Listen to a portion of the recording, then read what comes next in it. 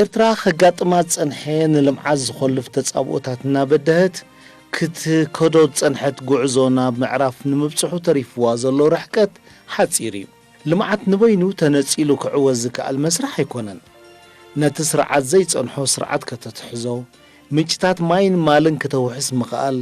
ነቲ ናይ ልምዓት መስርሕ ዘተግብር ዝሰልጠነ ዓቕሚ ሰብ ክህልወካ ምኽኣል ዝኣመሰሉ ሕቶታት ከይመለስካ ናብ ልምዓት ምንቃል ዘላቂ ፍትሓ የምጽን እዩ ማይ እቲ ወሳኒ ብምዃኑ መንግስቲ ብቐዳምነት ሰሪዕዎ ማይ ንምዕቃብ ኣበርቲዑ ክቃለስ ጸኒሑ እዚ ጻዕሪ ሳላ ዝሰለጠ ድማ ሎሚ ኣብዛ ሃገር ልዕሊ 700 ሚልዮን ሜትር ኪዩብ ማይ ተዋህሊሉ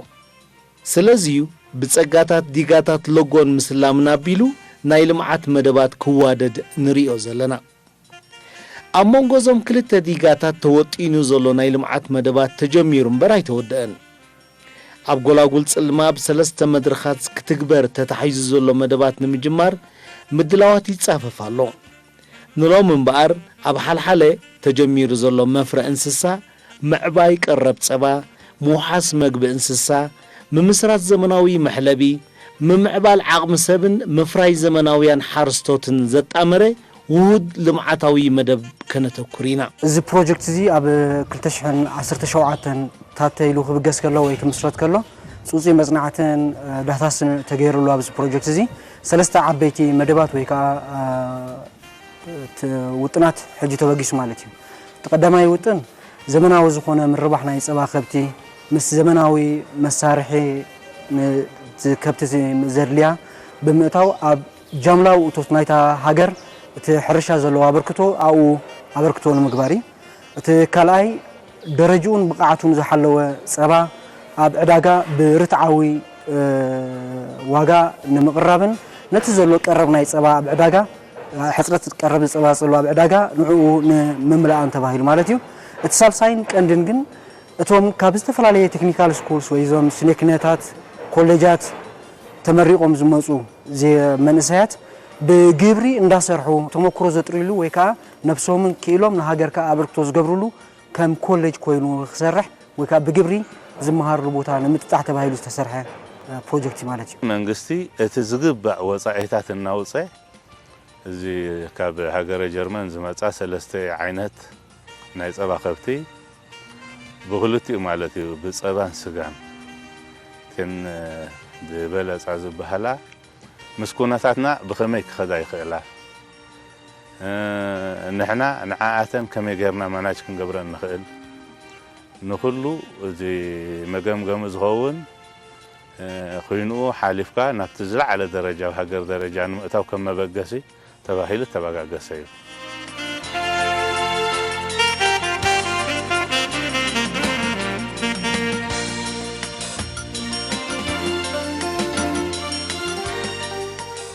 برقص زهاجر زي نعاق بارياوي تصقاتات اللوا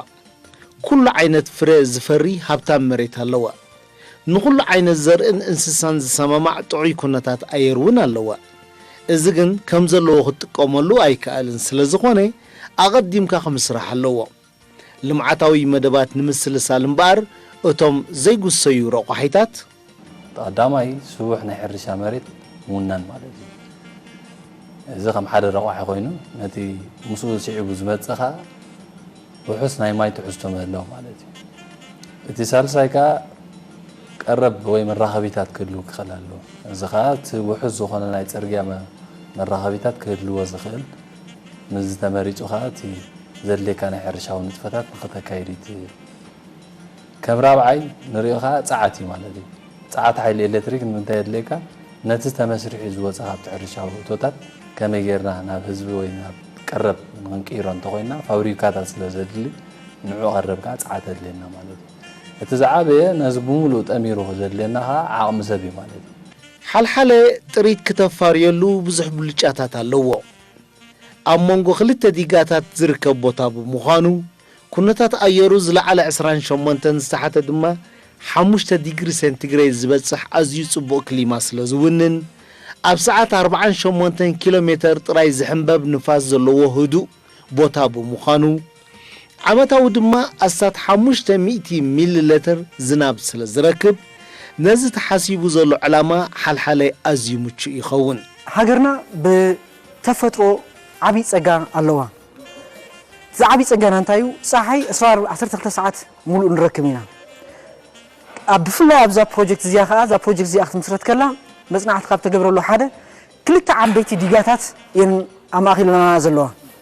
ኣብ ቀረባ ቦታታት ማለት እዩ እቲ መንግስቲ ከዓ ዝዓበየ ወፍርን ዝዓበየ እንታ ፈሰስን ገርለን ኣሎ ናሽቱ ዝሰርፋ ንዕን ምምላእ ዘድልያት ነገራት ኣለዋ እቲ ተሞክሮ ተልዩ ሰራሕተኛ ዓቅሚ ሰብ ተሊካ ሃገረይ መሬተይ ዝብል መንእሰይ እንተሊካ እቲ መሬት ከዓ ኣዝዩ ሃብታም ዝኾነ መሬት እዩ ሓደ ካብቲ መፅናዕቲ ዝተገብረሉ ካብ ቅድሚ ጥልያን ጀሚሩ ከዓ ናይ መፅናዕቲ ናይ ከብቲ ዝነበረ ቦታ እዩ እዚ ቦታ እዚ ስለዚ እዚ ፕሮጀክት እዚ መግቢ ብነፍሱ ኢሉ ንኽኸይድ ወላ ሓደ ዝፅግሞ ወይ ከዓ ዝእግሞ ነገራት የለን ማይ ካብ ዓመት ናብ ዓመት ብዘይ ቋርፅ መንገዲ ብክልቲኡ ዲጋታት ተኸይብና ኣለና ሰራሕተኛ ዝኾነ መንእሰያ ፕሮጀክትና ኣሎ ሰራሕተኛ ዝኾነ ህዝቢ ኣብ ከባቢና ኣሎ ስለዚ ነዚታት ኣማሊኻ እዚ ፕሮጀክት እዚ ብምግቢ ክስነፊ ወይ ብምግቢ ክዓምቕ ያ ንብልና ብደረጃ ሃገር እውን እቲ ዘለና ናይ ተፈጥሮ ፀጋ ወይ ትዕድልቲ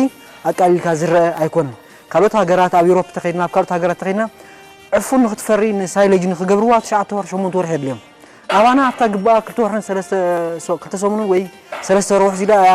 ኣብ እቶታት ኣቱ ዘላ ሓደ ዝዓበየ ፀጋ እዩ ማይ ኣውሒሽና ኣለና ትሕቲ ቅርፂ እንተተዋዲዱ እዚ መሬት እዚ ንዝህዝብን ኣፋዩ ዘሰክፍ ነገር የብልና እዞም ኣብ ላዕሊ ክትቀሱ ዝፀንሑ ረቋሒታት ምስ ተማልኡ ንሕብረተሰብ ዝዕግብ ፀባን ስጋን ንምፍራይ ዘኽእል ዘመናዊ ትካል ምምስራት እዋኑ ብምዃኑ እዩ መንግስቲ ነዚ ትካል ጀሚርዎ ዘሎ ዘመናዊ ምዃኑ ዘረጋግፁ ረቋሒታት ድማ ተዋዲዶም ኣለዉ ንቐለብ ጥሪት ዝኸውን 500 ሄክታር መሬት ተደላዲሉን ተዘሪኡን ብኣስታት 9 ኪሎ ሜትር ሓፁር ድማ ተሓፂሩ ካብ ዲጋ ምስላም ናይ ኣስታት 2.7 ኪሎ ሜትር መስመር ማይ ተዘርጊሑ ብድፍኢት ናብቶም ኣብ ጎቦ ኢላባ ተተኺሎም ዘለዉ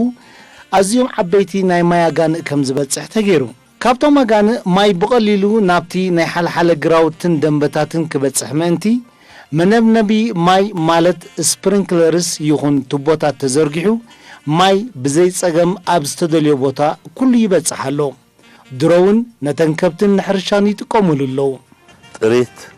መሓዝ ጥሪት ሒዝካ ንዕአን ብኸመይ መንገዲ ተመሓድረን ንዕአን ዘድልዩ ነገራት እንታይ እዮም ልዕሊ ኩሉ ሓደ ኣገልግሎት ጥዕና ክህልወካ ኣለዎ ብዝለዓለ ደረጃ ተወሳኒ ሕማማት መፅኦም ከመይ ጌርካ ነዚኦም ሕማማት እዚኦም ኣብ ግዜ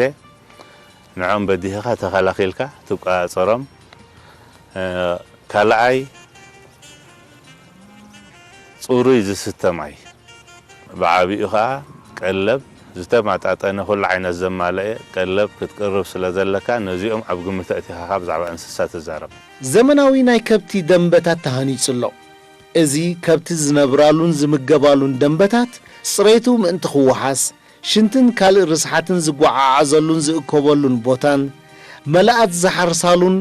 ነቶም ዝውለዱ ምራኹት በብዕድሚኦም ዝሕዝ ደንበታትን ተወዲዩ ድሮውን ስራሕ ጀሚሩ ኣሎ ዝተፈላለየ መኣዛታት ዘለዎ ኣብ መዓልቲ ክሳብ 10 ቶን መግቢ እንስሳ ዝስራሓሉ ፋብሪካ እውን ይስራሕ ኣሎ ብዘይካዚ መግቢ እንስሳ ዝኽዘነሉን ዝምስራሓሉን ቦታ እውን ይደላደል ኣሎ ኣብ ርእሲ እዚ ኩሉ ናይ ፀባን ውፅኢት ፀባን ዝኾነ ፍርያት ዝምስራሕ ኣብ መዓልቲ ክሳብ 100,000 ሊትሮ ክምስራሕ ዓቕሚ ዘለዎ ፋብሪካ ፀባ ድማ ይትከል ኣሎ ሓደ ደንበ ዘመናዊ ክኸውን እምበኣር ነዝን ካልእን ዘማልእ ምዝኸውን እዩ ሓልሓለ በዚ መለክዕ እዚ ኩሉ ዘማልእ ቦታ ኮይኑ ተሃኒጹ ዘሎ ርትዓውን ደረጃ ዝሓለወ ፀባን ከነፍር ኢልና ነርና አንተወይ ደረጃ ዝሓለፈ ፀባ ክትፍር እንትኮንካ ካብታ ፅሬት ናይታ ከብቲ ካብታ መደቀሲያ ጀሚራ ክጅምር ዘለካ ኣብ ካልኣይቲ ደንብ ዛን ሪኣ ዘለና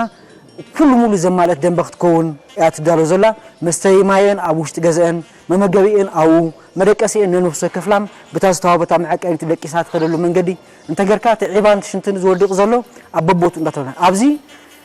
ዒባ ጨፈቃ ገለ ዝወድቕ ዘሎ ኣብ ነፍሰን ከይዓልም ምእንቲ መዓልታዊ 24 ሰዓት ስራሕ ያቋርፅኒ መስርሕ ናይ ፅሬት ኣሎ ምክትታልናታተን ኣሎ ኣደቃቅሰን ንባዕሎን ክድቅሳ ከለዋ ክልክ ከም ሰብ ይድቅሳ ኣለዋ ንጎኒ ኮይነን መንፋሕቲ ከየጋጥመን ከይጉዕዘፃ ገለ እንዳበልካ እተን ካልኦት ደንበርካ ካብዚ ዝሓሸ መንገዲ ከዓ ተመክሮ እንዳቀሰምና ካብቲ ዝነበረ ጌጋታት እንዳተማሃርና بمول ندات معاري يخيد له مالتي حجيتي كم مدب دلو ببنا شح خبتي عند صراحة تي قدمي انه مخاديت علامة زاكل ما يمراخو دنبس حقتها علو بحدا اب حنتي بأكوب زقمطو لا 17 دحر خوينا كهل غزا حساب تسرح انت دالون 8 قال اندحر بصح نحمام يمزق على صبق يكونن حجي معاريو كم يغير كاقل قدمي توي يوتي سراح زغيد دلو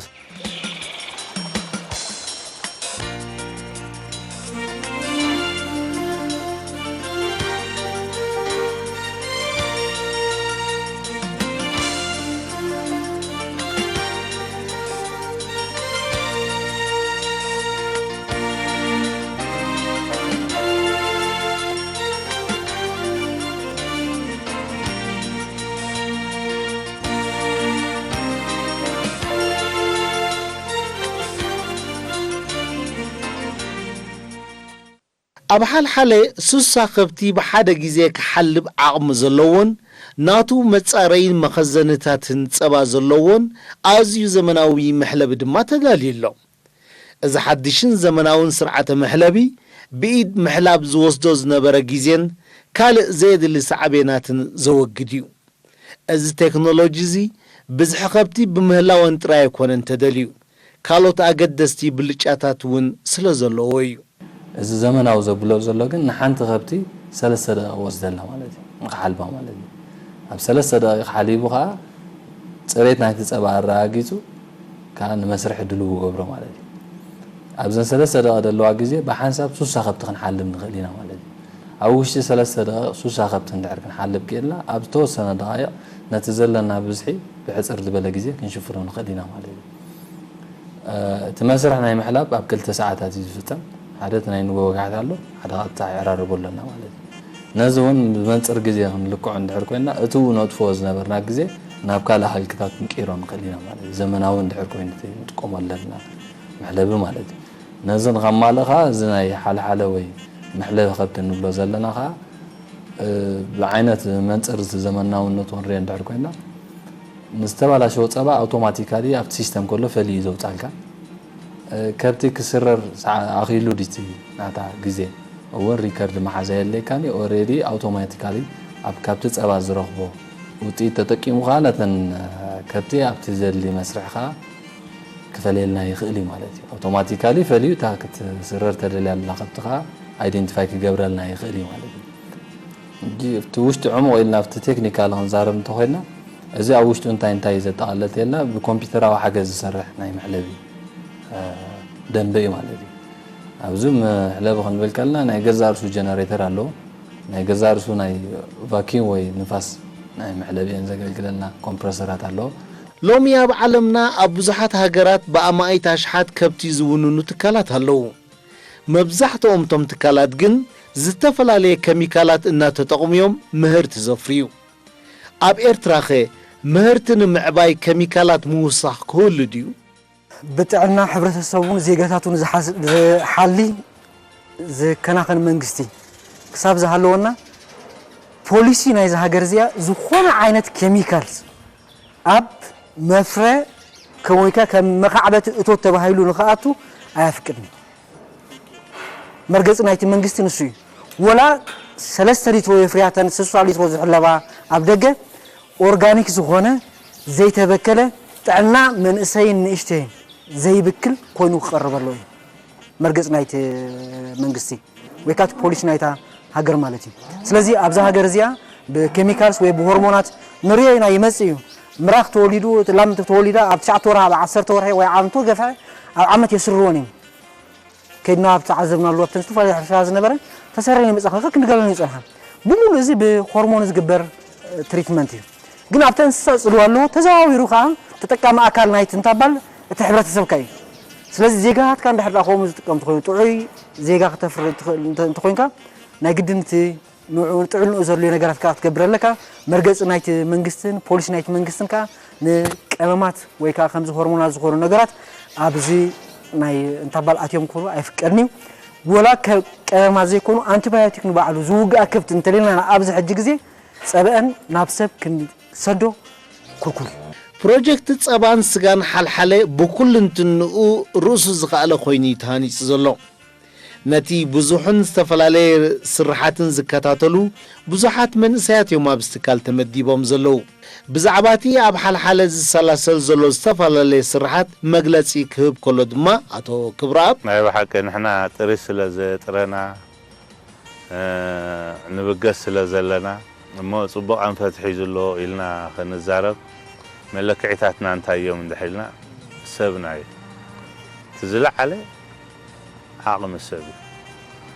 ዓቕሚ ሰብ እቲ ፖሊሲ ናይ ምምዕባል ዓቕሚ ሰብ ናይዚ መንግስቲ ዝቐሊል ኣይኮነን ብዝኾነ መለክዒታት ተርእናያ ኣብዚ ዝካየድ ዘሎ ወፍሪ ኣዝዩ ዓብዪ ወፍሪ እዩ እዚ ከዓ ውፅኢት ናቱ እዩ እዚ መንእሰይ እዚ ኣብዚ መፂኡ ዝሰርሕ ዘሎ እሞ እዚ ሰብ እዚ ናይ ብሓቂ እዞም ኣእዝኖ ዝዓልየ እንተረኺቡ መወዳደርቲ ይብሉ ብዓቕሚ ሓያላት እዮም እቲ ዝሰርሕዎ ዘለዉ ስራሕ በብናቶም ከፋፊልካ ክትሪኦ እንድሕር ዛ ኮይንካ ነናቱ ስራሕ እዩ ዘለዎ ኩሉ ሰብ እንታይ እቲ ነናቱ ስራሕ ሓደ ብዛዕባ ቬተሪናሪ ሰርቪስ ኣገልግሎት ጥዕና ዝከታተል ሓካይም ኣለዉ ነተን ጥሪት ኩነታት ኣመጋግብአንን ንዕአን ክግበረለን ዘሎ ክንን ፅሬትን ዝከታተል ኣካል ኣሎ ፀባን ውፅኢት ፀባን ንዕኡ ፅሬትን ኣተዓቃቅቡን ካብታ ምሕላብ ጀሚርካ ዝከታተል ነብሱ ዝኻለ ኣካል ኣሎ እንደገና እቲ መግቢ ንባዕሉ ፅሬቱ ዝሓለዎ መግቢ ብግብእ ዝተዳለወ መግቢ ክኸውን ስለ ዘሎ ንመግቢ ጥራሕ እታ መግቢ ከመይ ጌራ ተዓፂዳ ተጣሒና ክሳብ ኣብትያ ዝበልዓላ ትዕደል ነዚ ዝከታተል ኣካል ከዓ ነብሱ ዝኽኣል ኣሎ ማለት እዩ ፀባ ከተፍርት ኮንካ ንዓ ምግቢ ምድላው ኣሎ ላም ክትሕዘለካ ወይ ከብቲ ክትሕዘለካ ማለት እዩ ስለዚ ነታ ላምን ነቲ ፀባን ክትረኽቦ ዘድልዩካ እቶታት ብምሉኦም ኣብዛ ገዛ እዚኣን እቶታት ይካየዱ ካብ ምድላው ምግቢ ጀሚርካ ካብቲ ምህናፅ ናይቲ ገዛውቲ ብዛዕባ ቅርፁ ብዛዕባ ተሓዝኡ ክኾኑ ዘለዎ ዲዛይኑ ገለመለ ኣባላትና በስነ ምህንድስና ናይ ኢንጂነሪንግ ዝተምሃሩ ኣባላት ዘለዋ ብዘለዋ ኮርፖሬሽን እዚ ኣለዉ ንዕኡ ተሃንዲሱ ወፂኡ ንሙቹእ ኮይኑ ከንብረን ወይ ነቲ ፀባ ብግቡእ ከፍሪ ዝኽእል ኩነታት ይተጣሓለን ምግቢ ይዳሎ ካልእ ጥፍታት ከዓ ናይ ምሕካም ኣሎ ምምጋብ ኣሎ ፅሬትን ክንክንን ከዓ ምስኡሉ ማለት እዩ ብሓፈሽ ተንጥታት ኣብዚኦም ዝተጠቃለሉ እዮም ኣብዚ ሰላሳ ስለ ዘሎ ኣብዚ ሃገር ፀባ ብዝተፈላለየ ኣገባብ እናፈረየ ኣብ ዕዳጋታት ክቐርብ ከም ፀንሐ ኩሉ ይፈልጦ እዩ ደረጅኡ ዝሓለወን ብቕዓቱ ዘረጋገፀን ናይ ፀባ ዝርግሐ ምእንቲ ክህሉን ነቲ ኣብ ከብትን ፀባን ክርአ ፀንሐ ዝተፈላለየ ናይ ኣተሓዛ ጉድለታትን ክእርምን ናይ ፀባን ውፅኢትን ፀባን ምህርቲ ክዓዝዝን እዚ ኣብ ሓልሓለ ተመስሪቱ ዘሎ ትካል እንታይ እጃም ከበርክት እዩ ፅሬቱን ጥዕንኡን ዝሓለወ ፀባን ስጋን ብኸመይ መንገዲ ወሓስ ኢልና ክንዛረብ ተኮይና እዚ ትካል እዚ ክቆፃፀር ዘሎ ኣስተምህሮ ክህብ ክኽእል ኣለዎ ዘድሊ መድሃኒትን ካልእ ክታበትን ክቅርብ ክኽእል ኣለዎ ነቲ ሓረስታይ ኣፍልጦ ከም ዝህሉ ገይሩ ገለ ነገር ኣጋጢሙ ሓበሬታ ክሳብ ዝህብ ንዑ ምፅባይ ዘይኮነ ከየትካ ኮንትሮል እንዳገበርካ መቆፃፀሪ ጌርካ ጥዕንኡ ዝሓለወ ፍርያት ከም ዘፍሪ ተሓረስታይ ፀገማት ከጋጥሙ ከለዉ ከዓኒ ቀልጢፉ ክርዳእ ከም ዘለዎ ነቲ ሓረስታይ ናይ ምግባር ሓላፍነት ኣለዎ ስለዚ ነዚ እንዳእታታትካ ከይድካ ኣብ ኩሉ ቦታታት ከመይ ጌርካ ዘመናዊ ደንቢ ተተኣታት እዚን ጥሪ እዚን ከኣትዋ ከለዋ ማዕረ ማዕሪኡ ሓረስቶት ተመዝጊቦም ብፍላይ ብብዝሕ ኣብ ዞባ ደቡብ ተመዝጊቡ እቶም ናይ ፀባ ከብቲ ሒዞም ዝበሃሉ ብቕዓቶም እንታይ እዩ ከብቲ ምፅኢኻሎም ብኸመይ መንገዲ ከኣልይዎን ይኽእሉ ተመክሮኦም እንታይ ይመስል ነዚ መንግስቲ ብልቃሕ መንገዲ ደንቢ ክሰርሓሎም ጥሪት ክህቦም ቀሲሎም ንሳቶም ሕጂ እቲ ዕድኦም ክመልስሉ ዝኽእሉ ኩነታት ክፍጠር ልሙዕ መግቢ ካበይ እዮም ከምፅለን ገለ ዝብላ ርእስታት ዘለዎ ብዙሕ መፅናዕቲ ተኻይዱ ከምኡ ስለ ዝኾነ ሕጂ ኣብ ክንዲ ዳይረክት ነዚአን መሃብ ኣብቲ ደቀን ተድሓረዋይ ወለዶ እንዳተቀየረ ምዝ እንዳተለማመደ ስለ ዝኸይድ ኣብኡ መሃቦም ይምረጽ እቲ መደምደምታ ግን መንግስቲ እዚ ኩሉ ዝበሃል ዘሎ ኣቕሞም እንዳመሓየሽካ ደንበ ሰሪሕካ እቲ ቦታታት ናይ ልሙዕ መግቢ ክሳይ ዝገብሩሉ እንዳወሓስካ ብዓቢኻ እዚ ፋብሪካ ናይ መግቢ መመስርሒ መግቢ እንስሳ ዝብሎ ዘለና ተኺልካ ንዕኡ ባዕልኻ እንዳሓገዝካ ኢኻ እቲ ፅሬቱ ዝሓለወ ናይ ፀባ ምርግጋዕ ክትፈጥርን ቀረብ ክተዳሉ ትኽእልን ብብሕቲ ፀባን ስጋን ካልእን ሕብረተሰብ ዘድልዩ ቀረባት ንምፍራይ ክፅዕሩ ዝፀንሑ ሓረስቶት ንምሕጋዝን ነቲ ከጋጥሞም ፀንሐ መሰናኽላት ንምፍዋስን ምእንቲ ክኽእሉ መንግስቲ ንሓረስቶት ኩሉ ዘድልዮም ነገራት ክህቦምን ከተባብዖምን ፀኒሑ እዩ ሕጂ እውን እዚ መንግስቲ ዝተኣታተዎ ዘሎ ናይ ልምዓት መደባት ንዕኡ መኽሰብ ንምኽዕባት ዘይኮነ ሓረስቶት እቲ ዝግብኦም ሰሪሖም እቲ ዝግብኦም ፃማ ክረኽቡን ህዝቢ ድማ ብርትዓዊ ዋጋ ቀጻልነቱ ዘውሓሰ ምህርቲ ኣብ ዕዳጋታት ከም ዝህሉ ንምርግጋጽን እዩ ዝጽዕዝ ዘሎ መንግስቲ ኣብቲ መጀመርታ መጽናዕቲ ዝገበረሉ ግዜ ኣብቲ ሃገር እዚ ተን ናይ ኣፍሬት ፀባ ዝበሃላ ትካላት ወይ ተን ከብቲ ብደረጃ ንኡስ መጠን ተተሓጀን ዝነበራ እምበር ብዓቢ ትካል ከም ዝሕጂ ዘለና ዝተሓዘ ፕሮጀክታት ኣይነበራን ማለት እዩ ሕጂ ውልቀ ሰብ ሃንደፍ ኢሉ ነዚ ከምዚ ዓይነት ኩነታት ከኣትዎ ብጣዕሚ የፀግም ብዙሕ ወፃኢታትን ብዙሕ እንታባል ስለዘድልዮ ኣብ ናይ መወዳእታት ዕላሙት መንግስቲ በይኑ ነዚ ፀይርዎ ከይድ ማለት ኣይኮነን ኣብ መወዳእታ ናይ ከባቢና ዘለዎ ሓረስቶት ድሮ ኣርሓብ ብምዕዳል ምኽሪ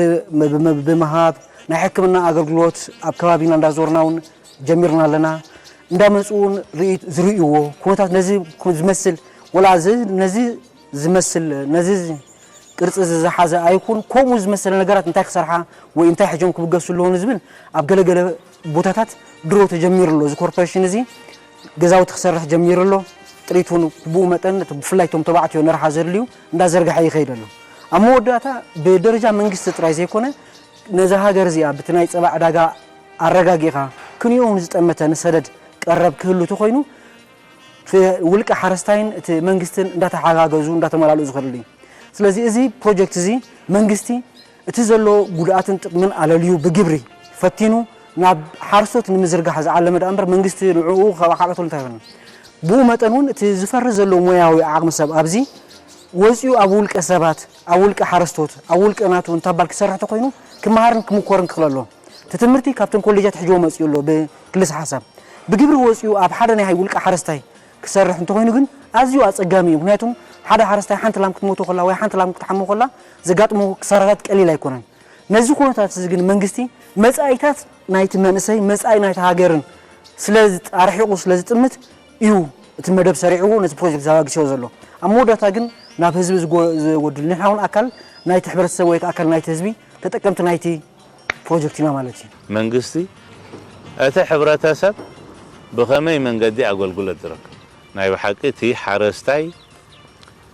ፃማ ረሃፁ ረኺቡስ ነቲ ሕብረተሰብ ከዓ መኽሰቡ ረኺቡ ተን ዝግብኦ መኽሰብተን ዝግብኦ ንሰን ረኺቡ ከበርክተሉ ዝኽእል ባይታ ንምፍጣር እዩ እቲ ኩሉ ፃዕሪ ዘካይዶ ዘሎ መንግስቲ ስለዚ ይሕግዝ ኣሎ የተባብዕ ኣሎ እንታይ ዕላምኡ እንድሕር ኢልካ ከዓ ነዚ ንብሎ ዘለና ዕላማታት ንምውቃዕ እዩ ኣብ መወዳእታ እቲ ትካል ፅላል ኮይኑ እቲ ሕብረተሰብ ግን ኣፍራይ ንክኸውን ይሰርሕ ዘለት መንግስቲ ኣብ ሓለሓለ ተጀሚሩ ዘሎ ናይ ፀባን ስጋን ፕሮጀክት መዓስዩ ፍርያቱ ናብ ህዝቢ ዝበፅሕ ተባሂሉ ክሕተት ግዜ እዩ ከምቲ ኣብ ላዕሊ ዝተገልጸ ኣብዚ ወፍሪ እዚ ብዙሓት ፃዕራማትን ርትዓውያንን ሓረስቶት ክፅምበሩን ክሰርሑን እዩ ባይታ ዝጣጣሕ ዘሎ ነዚ ዝግበር ዘሎ ፃዕሪ ዝስዕቡን ነቲ ክተኣታቶ ዝድለ ዘሎ ዘመናውነት ዝኽተሉን ሓረስቶት ምዝብርክቱን ምህርቲ ምዝበዝሕን ግን ቀረብ ብዋግኡን ብብዝሕን ንምርካቡ ዘጠራጥር ኣይክኸውንን እዩ ምብጋስ ቀሊል ነገር ኣይኮነን ድሕሪኡ ከሉ ምስ ስራሕ ኮይኑ ይኸይድ ሓንሳብ ንዓኣ ኣብቲ ስሩዕ መደባት ንኽተእትዎን ንዕኡ ነቲ ስራሕ መኪትካ መስመሩ ትሒዝካ ንኽትከይድ እንደሎ ፃዕሪ እሞ ንዕኡ ዘድልዩ ነገራት ንኽኣቱ ምስ እቲ መንግስቲ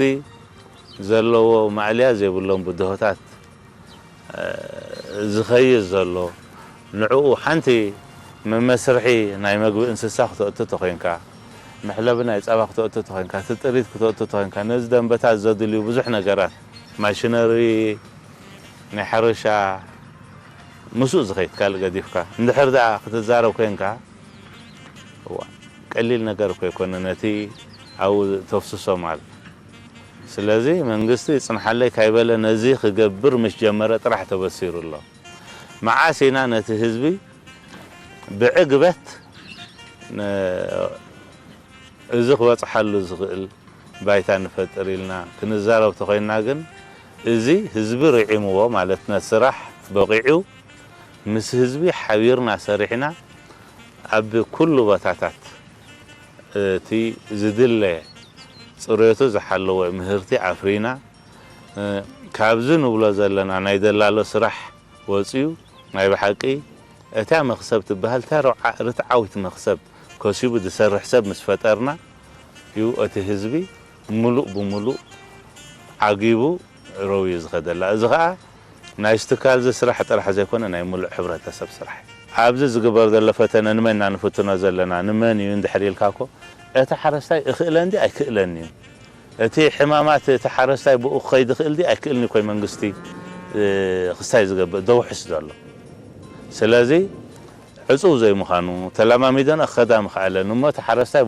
بدحن زخونه منغدي كحزن كم زغل كونتات مرغغا زغبر زله سلازغونه بكل مداياتو منغستي تي فتنتاتو غيروس ناي بحقي اب عزي تصفو زخونه درجه سلازبصحه اتي حزبي اغلغله درخبل صباح سلازغونه ناي بحقي تراي تسفا هاي قرا اسكا سريحخا انت سريحخا خا عبوط وتسل زلكا حزبي تبصير له مباليتي ماشي زي بروجكت زي مستمسرته اب عامتو واغا صبا عدغات نريو انتنرنا 30 افاينر ابتن ولقس انتبالكا 40 غلز خللو غزي نري زي بروجكت مستمس صبا مفراي مس جمره ممسرح صبا غنا سلازي جمرنا نتي باك غرنا انتبال نغبر اكلنا زي بروجكت زي اب الى بردالنا الى برستيت سلازي صبا خابز تحاليبو مسكر اب الى برتعشغو تملشو كان بحدش كاب الى بر جميرو اندازرغها ابسمرا كساسمرا يعدل نيرو مالتي نوعو اساس اساسينو نمصنح وي كنت علاقات نملاي تبايلو خا ناب عند ازيب بحتاوي ما تكل ناوا نا عدلنا خيرنا تبزح صبانا غنا بزح جغزي زلنا وقتي ناب مراخوتيو زهلخ زلو مالتي اب قربا مصاي مولو بمولو كله تحت قرص تواردو تنا انزر لي النغرات تماليو مس قربه بصبا نفسنا كيلنا عاقمنا دونا بإغرنا دوكن بلنا نقبل تصبيتلنا تزلنا مصنعتون ناو زنفتي زلنا مالت ازي ابز حلفه 3 عامታት اب حلحله ዝተኻየደ ስራሓት ዓብዝላ ኣመስጊብሎ በቲ ንመጽናዕቲ ዝዓለመ ሸነኹ ድማ ዓብ ተመክሮ ኣዋህሊሉሎ ኣየኖት ዓይነት ከብትየን ነዛ ሃገር ዝሰማምዓ ክንደይ ዝኣክል ምህርትኸ ክርከብ ይከኣል ነዚ ንምውሓስ ክንደይ ዝኣክል ዓቕሚ ሰብዩ ዘድሊ ናይ ቀለብ እንስሳ ከመይን ኣበይን ክወሓስ ይከኣል እናተባህለ ዝተኻየደ ዝርዝራዊ መጽናዕቲ ናብ ጭቡጥ መደምደምታ ገጹ ደፊኢሎ ካብቲ ኩሉ ኣለዎ ዝበሃል ተሪፉ ዘሎ ናይ ጸባ መመስርሒ ፋብሪካ ምትካል ጥራይ እዩ ናይቲ መመስርሒ ናይ ጸባ ክሳብ ሕጂ ኢላ በልዑ ሰዲድና ኢና ክነ መስርሒ ጸኒሕና ሕጂ ግን እቲ ጸባ ብኸምኡ ክሳብ ንዳሎ ዳንበር ብኸምኡ ኸይ ስለ ዘይኮነ ኣብዚት ቦታ ተዳልዩ ድሮቲ ስራሕ ናይ ህንጻ ተጀሚሩሎ ኩሉ ዓይነት ዘማልአ ናይ መመስርሒ ናይ ጸባ ኣምኪኑ ዝዕሽግ ኣሎ ካልእ ኸኣኒ ብዛዕባ ናይ ካልእ ፕሮሰስ ከም በዓል ፋርማጆ ቡሮ ሞዞሬላ ዝተፈላለዩ ነገራት ኩሉ ትህሉ ዘሎ ተማልእ እቲ ፋብሪካ ኸኣ ትትከላላ በዚ ዝኸዶ ዘሎ ኣብ ሓፂር እዋን መሰረታዊ ለውጢ ከም ዝመጽእ ኣብዚ መዳይዚ መንግስቲ 100% ከም ዝዕወተሉ ናብቲ ሕብረተሰብ ንምቕያሩ ትኸቢድ ስራሕ ዘሎ ነዚ ኸኣ ምስቲ ሕጂ ዝጥረ ዘሎ ዓቕምን ዝተኣታተ ዘሎ ንዕ ዝኾኑ መሳርሕታትን ኣብ ሓፂር ግዜ መሰረታዊ ለውጢ ከም ዝመጽእ ዘጠራጠረ ይኽእል ዝቕጽል መደብና እቶም ኣብ ሓልሓለ ተመዲቦም ዘለዉ መንእሰያት ብዝተፈላለየ ኣገልግሎታት ኣብ ሃገራዊ ልምዓት ዝገብርዎ ዘለዉ ኣበርክቶን ነቲ ኣብ ሓልሓለ ብናይ ብሕቲ ኣውፈርቲ ምህርቲ ናይ ጸባን ውፅኢት ጸባን ንምዕባይ ተበጊሱ ዘሎ ትካልን ክንድስስ ኢና